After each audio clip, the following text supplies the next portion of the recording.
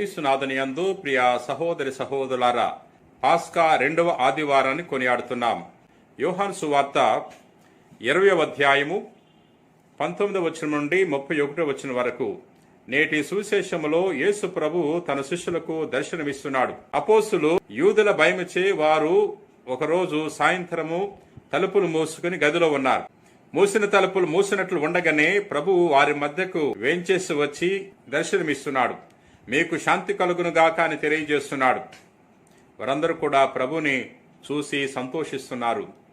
మరొకసారి ప్రభు మీకు శాంతి కలుగునుగాక అని తెలియజేస్తున్నాడు.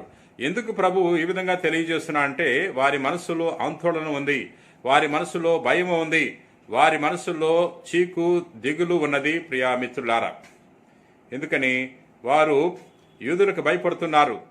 వారి యొక్క నాయకుడు చనిపోయాడు కాబట్టి వారిని రక్షించేవాడు ఎవరూ లేరు అని భయపడి తలుపులు మూసుకుని దాక్కుంటున్నారు. అటువంటి సమయంలో ప్రభు వారికి శాంతినిస్తున్నాడు, ధైర్యాన్ని ఇస్తున్నాడు. ప్రభు వారికి తన యొక్క ఆత్మను కూడా దయచేస్తున్నాడు. ఆదిలో తండ్రి దేవుడు సకల సృష్టిని కలుగజేసినప్పుడు మనిషిని సృష్టించాడు.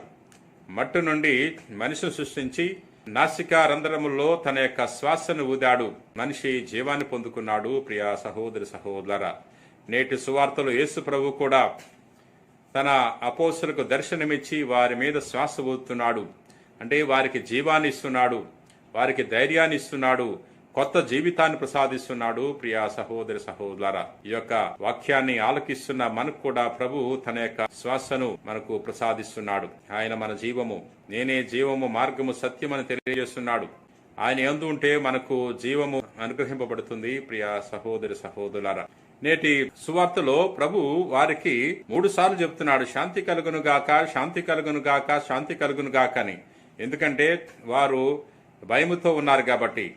మనం కూడా మనలో ఉన్న భయాన్ని తొలగించుకోవాలంటే ప్రభు చెంత చేరాలి, ప్రభుని విశ్వసించాలి, ప్రభుని వెంబడించాలి. ప్రభువుని నమ్ముకుని ప్రభు మీద ఆధారపడి జీవించినప్పుడు మనలో ఉన్న ఆందోళన తొలగిపోతుంది, మనలో ఉన్న భయాలన్నీ కూడా తొలగిపోతాయి. ఈ అపోస్తులు ఏ విధంగా అయితే ధైర్యాన్ని పొందుకున్నారు, ధైర్యముగా ప్రకటించటానికి శక్తిని పొందుకున్నారు, అటువంటి శక్తిని మనం కూడా పొందుకోగలము. ప్రియ సహోదరి సహోదరులారా, ఇక్కడ యేసు ప్రభు తన శిష్యులకు దర్శనమిచ్చినప్పుడు తోమాసు గారు లేడు. శిష్యులు తోమాసు వచ్చినప్పుడు చెప్పారు, మేము ప్రభుని చూశామన్నప్పుడు తోమాసు విశ్వసించట్లేదు. శిష్యులందరూ తోమాసుతో ఉన్నప్పుడు ప్రభు మరొకసారి దర్శనమిచ్చి తెలియజేస్తున్నాడు, మీకు శాంతి కలుగునుగాక అంటున్నాడు. ప్రభు తోమాసుని పిలుస్తున్నాడు, తోమాసు నా వద్దకు రా, నా గాయములో నీ వ్రేలు ఉంచుము, నా ప్రక్కలో నీ వేలు ఉంచుము, అవిశ్వాసివి కాక విశ్వాసివై జీవించుము అని ప్రభు తెలియజేస్తున్నాడు.